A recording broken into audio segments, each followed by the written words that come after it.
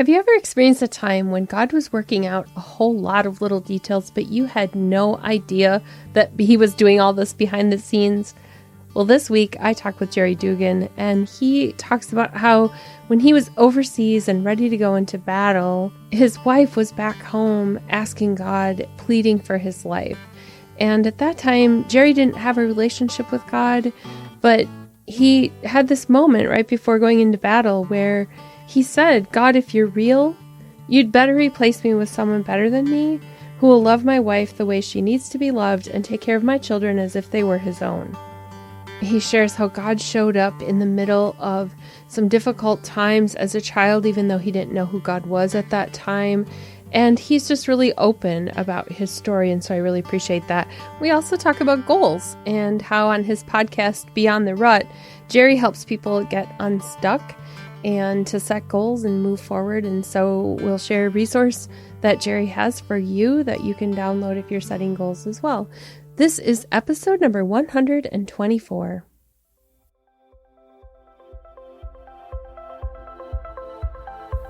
You're listening to Life Repurposed, where you'll find practical biblical wisdom for everyday living, creative inspiration, and helpful resources.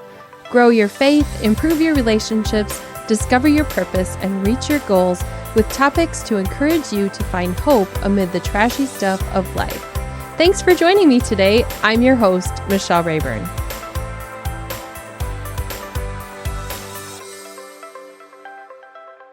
Jerry Dugan is the host of Beyond the Rut, a show about helping you achieve your dreams without compromising your faith, family, or health, and live the life you dream, living beyond the rut. Each episode brings inspirational stories and practical advice from those who have come before you. Jerry's own life growing up through divorce, his dad's attempted suicide, and Jerry serving in combat have built within him resilience and the perspective that life is just too short to live it stuck in a rut. Today, Jerry is a Christ follower, husband, and father living in Texas. Here's my interview with Jerry Dugan. Thank you so much for joining me today, Jerry. Michelle, thanks for having me on. I am excited. Yeah, so we know each other through this Christian Podcasters Association that we're part of. And I won't share all your secrets about what happens like with the cats and the snacks and everything. Oh, I kind of let that cat out of the bag already. Yeah. But there was this discussion that happened, I think it was a few weeks ago on there. And it was intriguing because we were talking about personality types and Enneagram. And you shared something about somebody who really annoyed you. And it turns out I have that person's Enneagram profile. I'm a 1 on the on the Enneagram. And on the Myers-Briggs, I'm an INTJ. Uh-huh. And I'm pretty sure you were like an ESFP or ENFP. ENFP. Yeah. So, my husband is an ESFP, and he's an Enneagram 7, which is like the, wait, is that what you are too? Okay, so that's the entertainer, right? I think so. I'm still learning Enneagrams, but yes, we're kind of like go with the flow, creative, keep the options open type of thing. So I thought maybe today that would be up. I looked up, like how can you really annoy somebody who's an Enneagram 7? And then I'm like, no, I'm not going to go there. I think it was like having rules. Oh, yeah. I guess if you get too rigid and structured. Right. Yeah. So the interesting thing is that my husband and I balance each other out really well, even though we're the exact opposites of each other. Like I'm the total rule follower, but I'm also a creative. So I'm not quite the type A rule follower. I'm like analytical and creative. And then my husband is like total extrovert, always have to be sharing a pun or something like that. So anyway, I appreciate the opposites and I appreciate your sense of humor. Oh, thank you. Yeah. I mean, I went to a marriage conference once and the speaker had said, if both of you in the marriage are exactly the same, one of you is redundant. I latched onto that. So every time the opposites between my wife and I come out, I'm like, hey, just remember, neither one of us is redundant right now, especially me. Yeah. So how long have you been married? 20 years in a couple of weeks, November 18th. Nice. And we're going to Walt Disney World I guess when people listen to this, a couple months back, November 18th, we celebrated our 20th in the happiest place on earth, church. No, Walt Disney World. So we're excited. 20 years. Yeah, congratulations. In our house, we call that a classic marriage. My husband and I have been married almost 32 years. Oh, wow. So opposites really can work together. Yeah. And a whole lot of forgiveness. So that's just a little introduction for those of you who are listening to get to know Jerry a little bit. Jerry, I want you to tell me about growing up and some of the milestone moments that you had in childhood. Oh, man. Well, I was born in a place called Fort Sill, Oklahoma, to an Army soldier. He was a military policeman. His name's Bruce. It still is Bruce. And then my mother is from Thailand. So biracial kid in a very white part of America.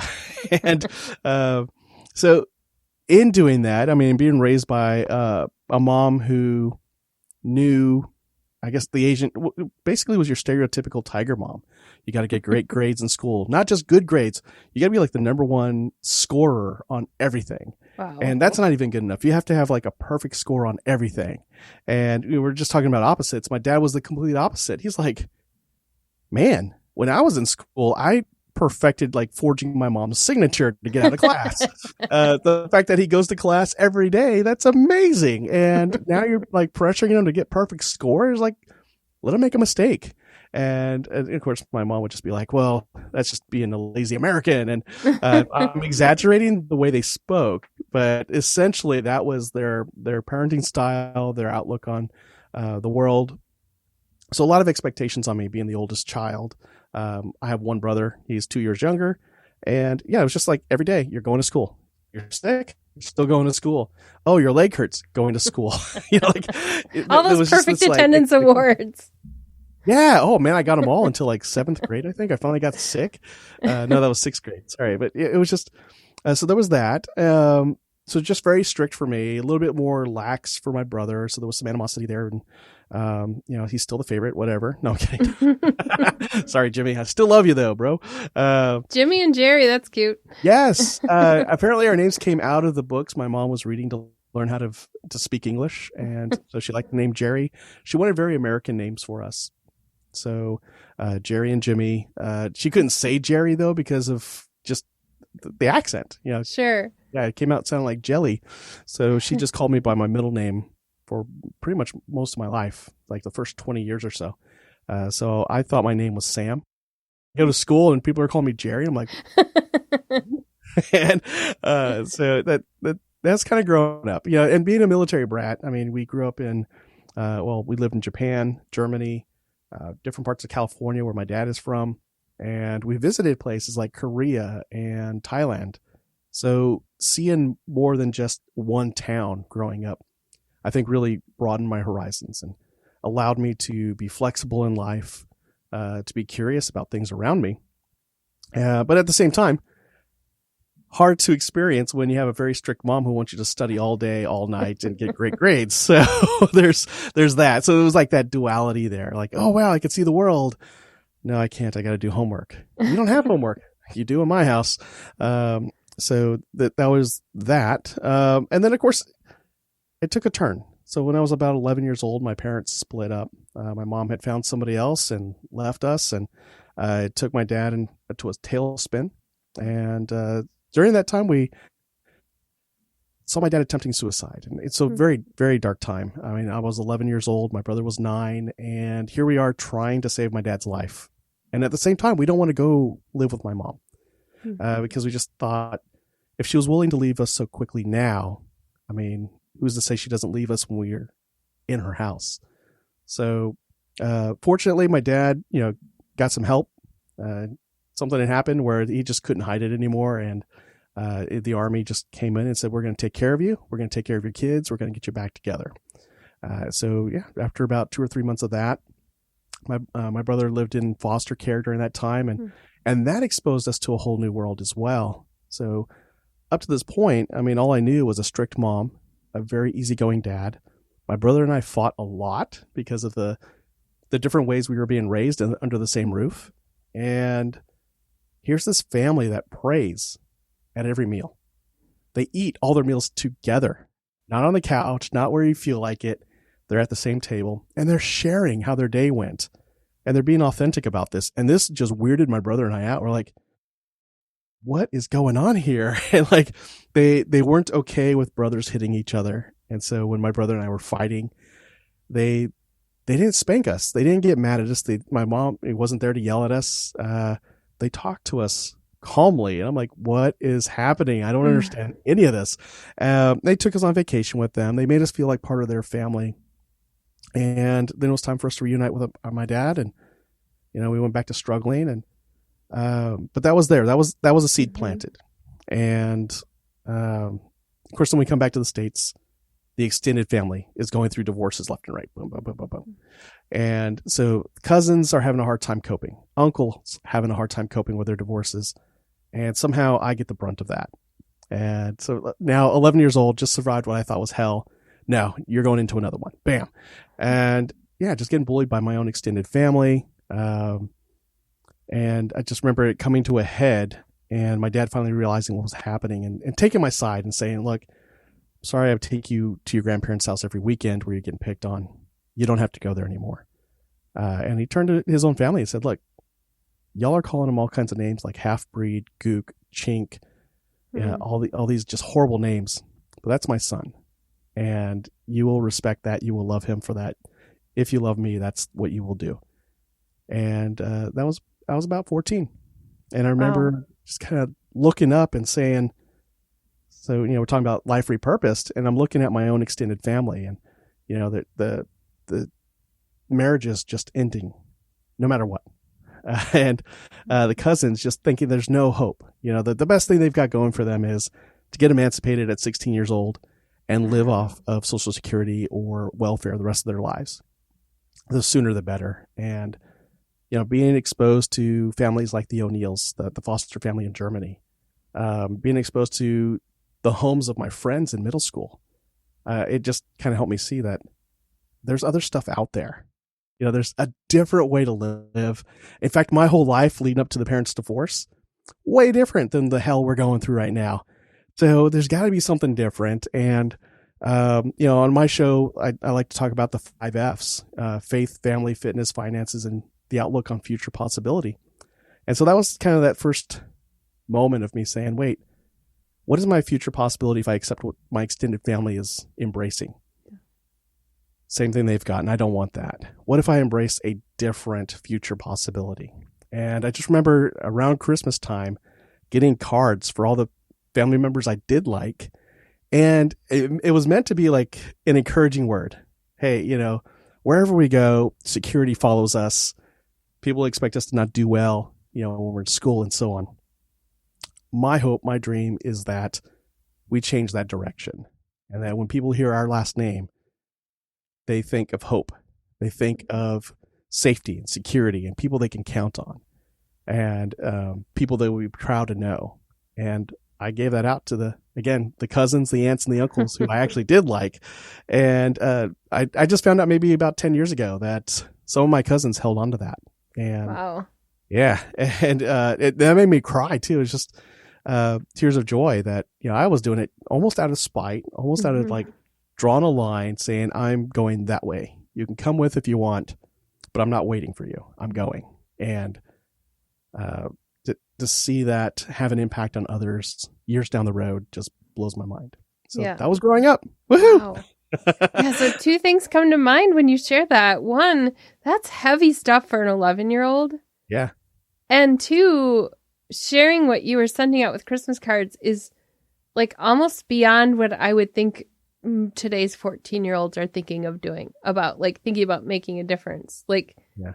I don't know. Like, I had pretty mature sons who are now adults, and I don't think they were thinking about those kinds of things. So, how has that shaped you as an adult then, having that heavy responsibility as an 11-year-old and also thinking about changing the world already as a 14-year-old? Yeah. How do I want to word that? It pretty much shaped everything. I mean, from that point, if it was something that would get me out of my comfort zone, I was going to give it a shot. If it was something new and unique to me, I was going to give it a go. So, high school, I'd take up playing football. Middle school, I took up learning how to play tuba. Just weird things like, you can't play tuba. Why? Because you're 4'10". I'm like, all the more reason nobody will see that coming. And so shortest kid in the band playing the biggest instrument in the back of the room. And then same with football. Like, well, I mean, there was a cheerleader and I wanted to impress her, and that's why I signed up for freshman team football. And they asked me what position I wanted to play. I have no idea. Well, come be a lineman. So again, shortest guy on the team playing the position that typically is played by guys 4 times your size when you're in 9th grade. So just putting myself in situations where I could beat the odds. And, college was something on my horizon, that if for anything to inspire other people in my family, this could be done. We can send a Dugan to college. And not only that, we can have a Dugan finish college and do something different with his or her life. And then I joined the Army because I was broke. I didn't really get good enough grades to go to med school. So enter the Army as a specialist because I have a college degree. And even there, just day one, there was a betting. I found out about this at the end of basic training. There was a dead pool. And if you know what a dead pool is, it's where they bet on who's going to die and how. Oh, wow. Turns out there was only one person in the dead pool. That was me. And the bet was, when is he going to die and how?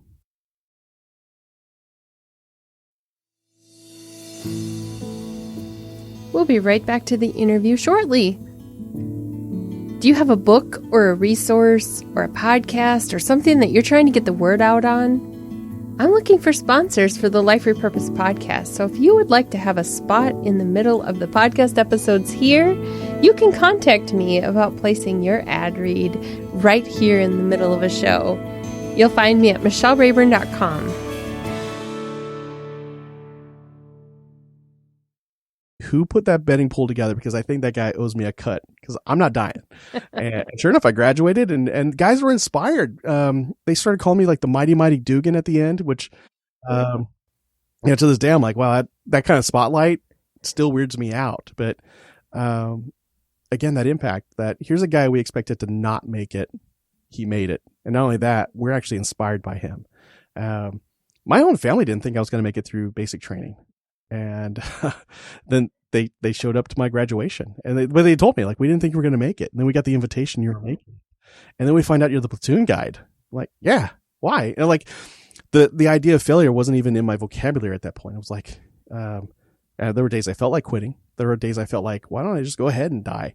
But in the end, it was just like, no, the only way is forward and, go get some new ground. And I wasn't even a Christian yet either. So this was just me just being determined to go forward every time. And even to this day, earning a master's degree, still just progressing in my career, progressing in podcasting, just doing a new thing, becoming a dad way back because my youngest, she's 18 and my oldest, he's 20, almost 21. Having kids also added that need to keep going, to keep changing the trajectory of the Dugan name. And what I hadn't mentioned yet is somewhere in all of this, I learned about the Dugan name and the Dugan crest and the Dugan motto.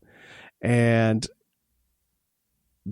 I added that to who I am. And the motto is by virtue and valor. And I was like, that just sounds cool. I feel like a knight. Yeah. Yeah. And I started to learn more things about the Dugan family, that if you go way back into Ireland, the Dugan name, I mean, it's got a different root name, but it was a Celtic chieftain or an Irish chieftain. And they led. They were leaders. They were royal. But then these guys called the Saxons showed up and kicked our butts and all but annihilated us. So it was a good run for a while. And then it stayed in the nobility arena, but as knights. But just learning that was like, wow, there is some history here to be proud of as a Dugan. And so that just inspired me even more. And I would share that with my extended family. Then I also started to find out like the decline of the name really depended on where you were in the United States of America. So now that I'm in Texas, in Corpus Christi, Texas, for that matter, there's a Dr. Dugan and the town loves him. There's a Dr. Dugan Day. And if you go to the local university, Texas A&M University, Corpus Christi, the wellness center has he and his wife's name on the building. So when I show up and they ask for my ID and they see Dugan, they're like, oh yeah, come on in. And I'm like, why do they treat me like royalty? And they see the name on the building, like, oh, they think I'm related to that guy. So, oh, they want money from me. Got it. So it's just a different world. And then I start tracing it back to other Dugans going further east in the United States. And they're doctors, they're professors, they're teachers, they're anything but people collecting welfare. And I just start sharing that with my extended family. Like there's a whole different world of Dugans if you go east. And if you just see what's possible and say, I want to try that too. And then you go for it. And yeah, don't be afraid to fail. So that's just ever since. It sounded like a movie. It's like Rudy or something like that. Like Dugan. My football team did think of me when that movie came out, because it came out around the time of my junior or senior year. And yeah, it's because I'm a short guy. For those who don't know, which is all of you, I'm 5'4". So I grew like 6 whole inches since I learned how to play the tuba. But yeah, that's it. Stopped at 5'4". Tell me a little bit about going into the military. I know that you served in Operation Iraqi Freedom and you were overseas. Thank you so much for serving our country, first off. And I'd like to know how your life changed during that time. Oh, man. Some for the better, some for the worst. So I think I mentioned earlier, like when I went through my undergrad years, the big win is that I graduated. I was a pre-med student. I had actually been recruited to be a tuba player at the University of the Pacific. And then I flipped the script and I said, no, I'm going to go pre-med. And the band director was like, well, will you still play tuba for me? Yeah, sure. So 4.5 years later, I get my 4-year degree and a 2.3 GPA. So I started looking at what does it take to get into med school? And I just keep hearing over and over again, more than a 2.3 GPA. And I'm like, oh, shoot, I think I squandered my 4.5 years. And so I started asking around, and I think Stanford University had shared some insights with me that they consider folks who don't have, 4.0. But the things they look at is your MCAT score through the roof? I'm like, okay, I got some studying to do. Then on top of that, do you have real world experience? And I'm like, okay, good. What kind of real world experience? They're like, well, as a medical professional, like a nurse, radiology technician, anything that's exposed you into the medical field. I'm like, okay, great. So I got to go back to school and get one of these degrees. Yeah. What if I used all my money and I have no money for college?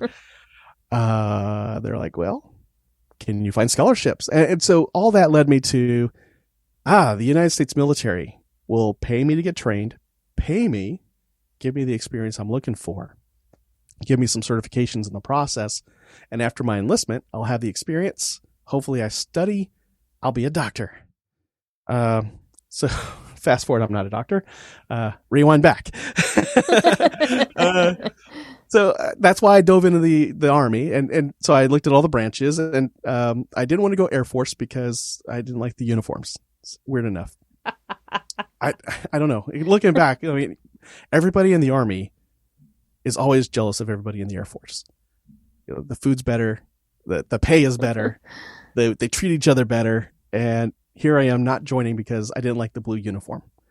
I didn't join the Marine Corps because they have to run a lot and fast. And I'm like, nope.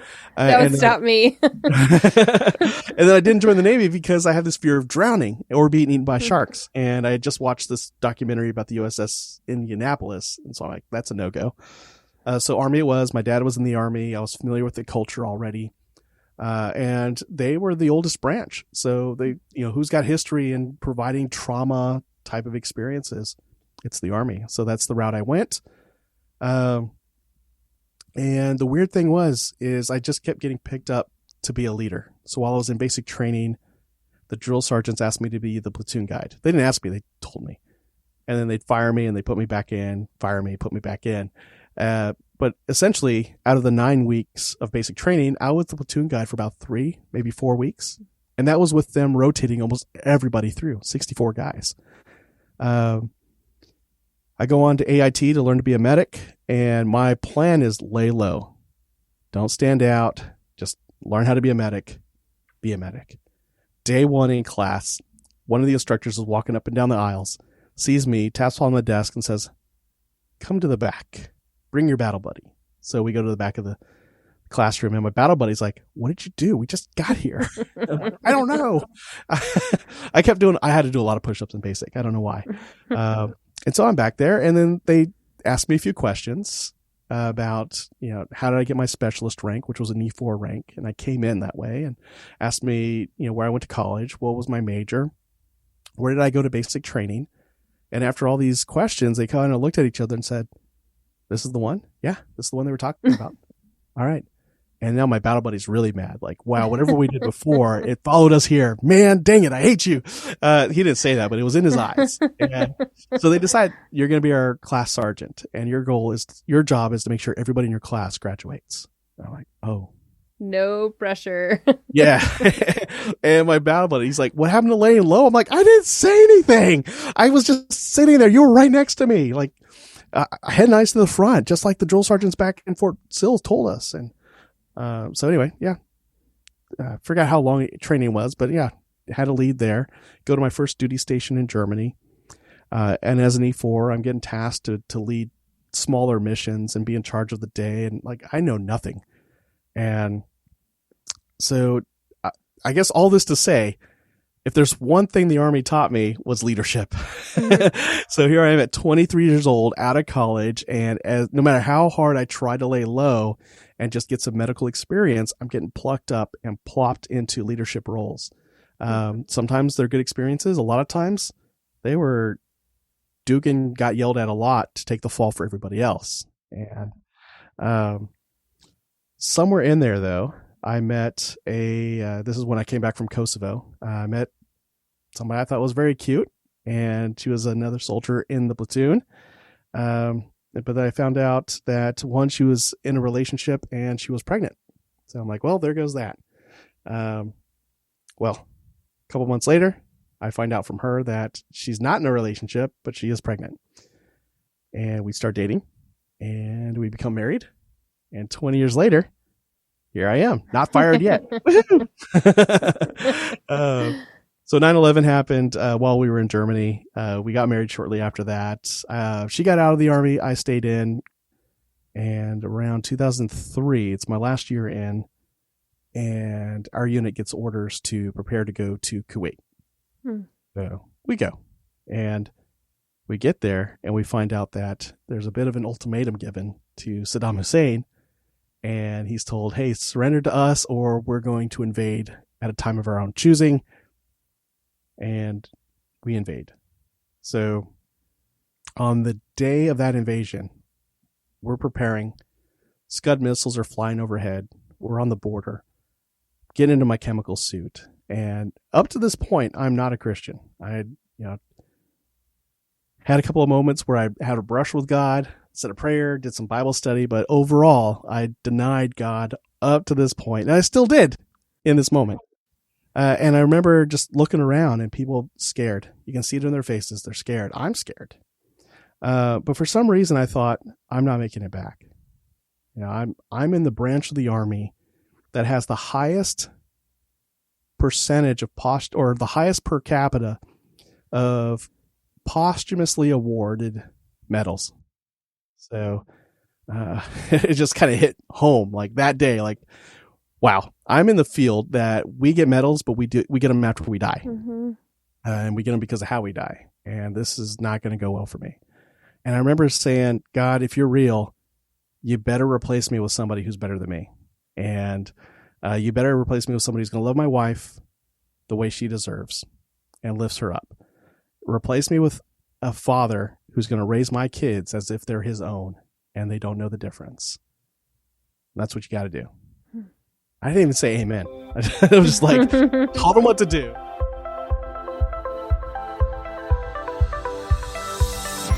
Now, what I didn't know is that thousands of miles away in Texas, Corpus Christi, Texas, my wife had packed up our house in Georgia and moved back to her mom's in Texas. She's praying. And I mean, we weren't a church-going couple. She wanted to be, and I found ways to resist every moment of the way, every step of the way. But yeah, she's making a deal, and she's saying, God, I promise you, if you bring him home, I will make sure he comes to church every weekend. The rest is up to you, but I promise you. you bring him home in one piece, I'll make sure he goes to church. And I found that out later on. So the invasion happens. Everything you hear about, like the Thunder Run 1, Thunder Run 2. My unit was part of the artillery support for that. We hunkered down in Baghdad. And by about July, they pulled my unit out because we just weren't geared for peacekeeping operations. We were too much of a razor's edge to fight war. That they're like, no, these guys, they can't police. Get them out. So they pulled us out. They let us defuse in Kuwait for about a month before they brought us back to the States. And it was around July. I got to meet my daughter for the first time. She was 3 months old. My son was about to turn 2 years old. And it's on that drive back to our home. My mom, my stepdad, my brother all came out to see me return home. But I'm driving back to the house with my wife separately from everybody else. And, she's telling me about this deal that she made. That while I was gone, she made a promise to God that if I came home safely in one piece, she'd make sure I go to church.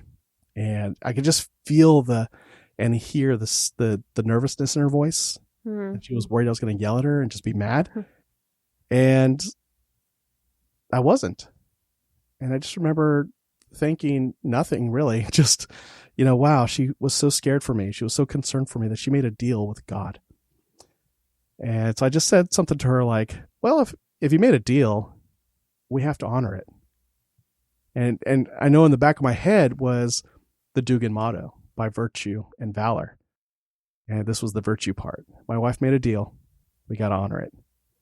And so there I was every Sunday in a church looking for a reason to get out. Like, oh, hey, look, our daughter's crying, and they just put our number up. I'll go.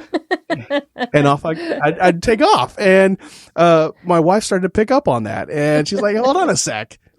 My turn. It's like, here you go. And she take the ticket and go. And I'm listening to the sermon. I'm like, wow, this is good. Man, Liv ought to hear this. This is, she's with Emma. Okay, got it. And so that was in Georgia. I separated from the Army. We go back to Corpus Christi, fast forward a little bit. So that was 2003.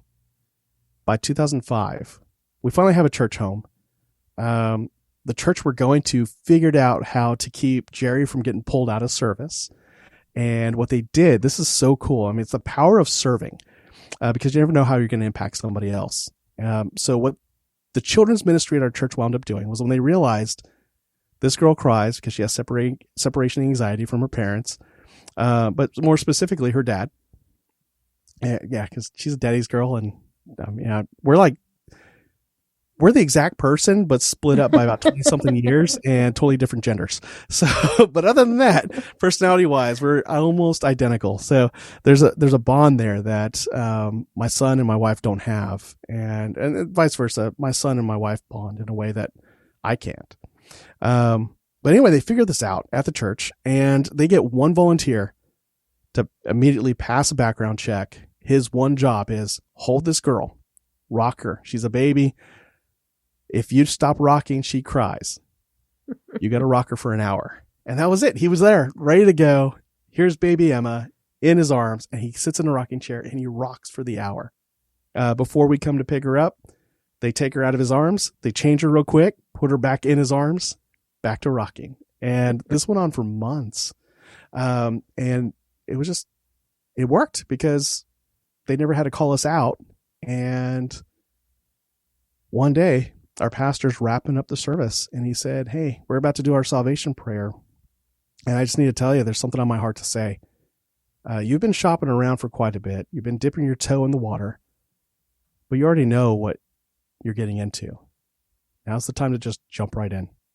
Embrace God, embrace Jesus, stop dipping your toe. And the way he said it, stop dipping your toe. Mm-hmm. It was almost like hearing a sergeant or a drill sergeant say, suck it up, drive on, dive in. And I was like, what do I have to lose?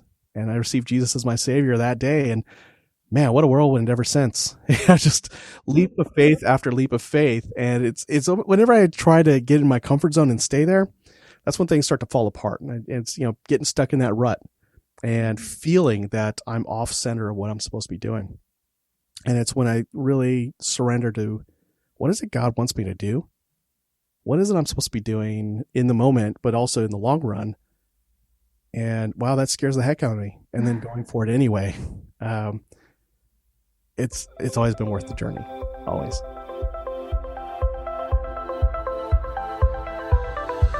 What an amazing story of how God works all these little pieces behind the scenes in ways that we couldn't possibly orchestrate it in that way. And yet he has it all planned out. I think that's one of the biggest things in life is learning to just sit back and trust that God has a better plan than I could come up with, even though I think my plans are pretty awesome. It's like, nope, I have a different one for you. So thank you so much for being vulnerable and sharing that part of your story. You were transitioning really well into talking about being stuck in a rut. And for the listener out there, Jerry has a podcast called Beyond the Rut. I want to know, Jerry, like, why did you start a podcast called Beyond the Rut? Did you get stuck in one, or how'd you start that? The funny thing is, I was the unpaid hired help on this podcast when it started. I had a previous show called Family Time Q&A. And so, having become a Christian, realizing, going back to Romans, I forget the chapter and the verse, but I was a new creation in Christ, reborn. I was my own replacement. And so I remember that prayer, and I remembered, oh, shoot, I'm the husband my wife's supposed to have. Yep. And I'm the guy who's supposed to raise my children as if he were my own. They were my own. And that goes for my stepson. I mean, for all intents and purposes, I hate it when I say stepson, because to me, I've been there since before he was born. Mm-hmm. And he is my son. He's my boy. Yeah. He's way taller than me too, which oddly enough, one of my goals in life was to have children who were taller than me. They're both taller than me. My daughter beats me by an inch. My son, he's way tall. So I almost hate him for it. No, I'm kidding. I don't hate him. He's my boy. So anyway, where was I? Squirrel. I was doing so well, Michelle. We got pretty far before squirrel came into the picture here. Did. I was like,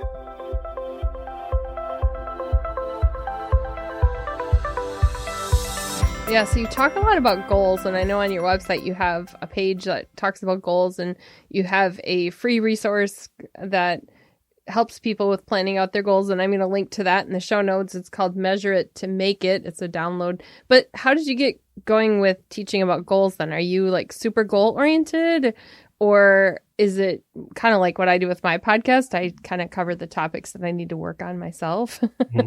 And how did you end up doing that? I didn't realize how, I guess, odd I am in the sense that I have written goals and I have a written life plan. I don't read it every single day. I pull it out maybe once every 6 months, read through it, get some inspiration, and then I go back on the attack. But Brandon kept pointing that out. He's like, hey, Jerry, you've got written goals. And I'm like, yeah, I do. Don't you? He's like, no. I'm like, huh, weird. So I started to come across other studies where it's just such a small percentage of us who have written goals. But the ones who do have written goals have a higher net worth, higher income, healthier lifestyle, healthier family relationships, and so on. And if all of the things are equal, the big differentiator is one of them has written it down plain on tablets. So it's not just something nebulous inside our heads, but something concrete and tangible out in front of us. Mm-hmm. And my pastor of the church where I got saved, and I had attended for about 15 years. Attended that church. We're in a new town now, so having to find a new church is so weird. Like, yeah. Wow, everybody sounds different. It's not the hyper voice I'm used to.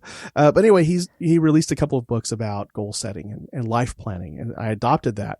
And ever since doing that, I've seen my own career skyrocket. My income, doing the math, it's 4 times larger now than it was 10 years ago. And you're not a doctor. I am not a doctor. What did you end up becoming? Well, I finally listened to my wife. And I told her, this was during one of our sermons, I was thinking through, I was a broke real estate agent, but a very pig-headed one who didn't realize I needed to get out of real estate as an agent. But I was just thinking through, how do I earn more income? And my pastor had said something that the resources you need to get you to the next level are already in your possession. And it dawned on me, I have the GI Bill and I'm not using it.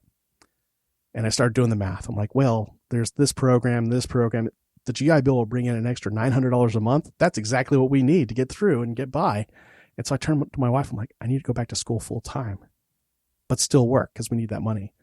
And so, because I was working as a community educator for a battered women's shelter. So that was the $32,000 a year income, supporting a family of 4, trying to keep a house from getting foreclosed on. Mm. And the GI Bill was going to help augment the income to keep the house. So that was my motivation. But I told her I was going for a master's in business administration.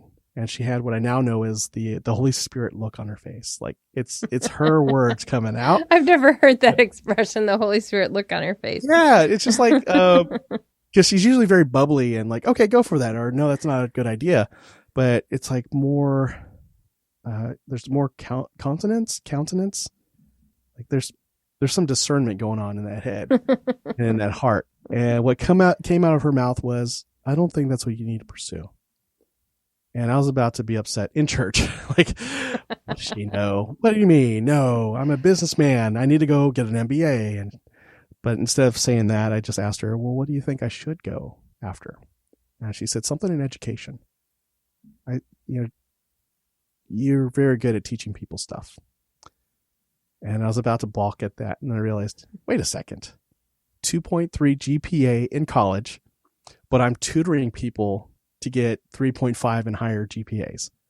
And my faculty advisor saw that. He actually encouraged me back then when I was 20 years old, switch majors, become an education major. There's no shame in it. And my pride said, no, those who can't do, teach. And of course, at that point, he just said, I'm getting you out of here, sign, go to class. And, but I mean, he recognized it though. When I had to go take a job, the one thing I could get was as community educator for a battered women's shelter and teaching healthy relationships to middle schoolers and high schoolers and even adults. So my wife noticed that and she said, you got to get something in education. So yeah, I picked up a master's degree in instructional design and educational technology. That led into a job that doubled my income, more than doubled my income. Had that job for 5.5 years. And then I got picked up for this current one, which almost doubled that income. Actually, it will in another 6 months. And it's just all that because I took a leap of faith. I looked at the resources I had in front of me. At some point I had written down on an index card, I just came across it the other day. And that was, I wanted to earn a certain income by a certain date, in helping people live their best life, something like that. But I want to be engaged in my kids' lives. I want to be a loving husband. And it's like there were some parameters. It's not going to be at the sacrifice of my family. Right. God's going to be first. It was like all these things, all in a paragraph on an index card. And I kept that in my wallet for years. And when I came across that index card just the other day, unpacking boxes, it turns out just a couple thousand shy of that income. And I'm in a job that encourages others to live their best life. I have a podcast about living your best life, an authentic life filled with purpose and significance. And I'm pretty much plugged into the lives of my kids and my wife. And I'm like, wow. So again, written goal. I only look at it once every couple of years, but by writing it down, it became concrete for me, very specific.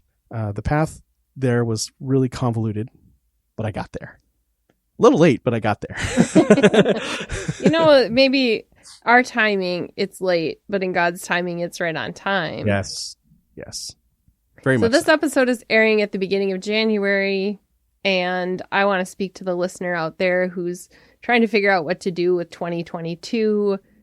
What advice do you have for somebody who's processing through goals and perhaps wants to make that giant list of New Year's resolutions? What do you want to say to that person about setting goals? Simon Sinek said, start with why. And that's when things really changed for me. Why is it I wanted to earn a certain income? Why is it I wanted a certain type of job? Once I understood my why, I wanted the income, one, because I needed to provide for my family. And I wanted to show them that there was a different path in life, that they can have some freedom to earn what they want to earn, they need to earn, and not rely on other people, like not on the government, not on an employer, that they're always employable. So that kind of thing. But it wasn't going to come at a sacrifice. So fatherhood and being a husband, very important. Being a Christ follower, very important. So know your why. Do you want to be a giver? Do you want to, travel a lot? What's your why? At the end of the day, no matter how much money you've got, no matter what career you've got, what is your why? What's the impact you want to make on the world? What's that idea that just keeps pounding inside your heart, no matter how hard you shake it off? It's there. So all that to say, start with your why. Why do you exist? And when you answer this, it's your why. You're not answering to somebody else. You're not showing off, and don't be ashamed of it. That's yours. And then from there, what are your strengths? Like, what do you have now that'll get you there?